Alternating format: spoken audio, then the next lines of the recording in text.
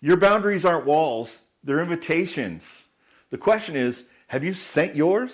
In a 2006 study, kids played differently depending on whether there was a fence around their playground.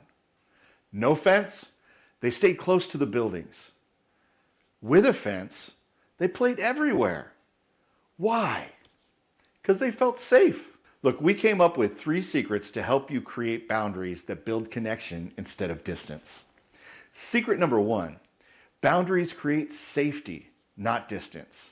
In fact, when you don't tell your boundaries, that's when you start to create distance. Secret number 2, boundaries aren't for others, they're for you, and you're responsible to uphold those boundaries. Secret number 3, people can't respect what you don't communicate.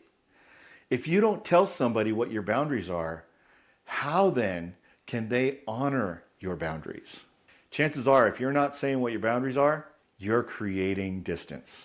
All right, want to learn how to create boundaries that invite deeper love and connection?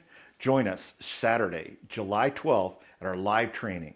Click the link or comment SAFE to get access.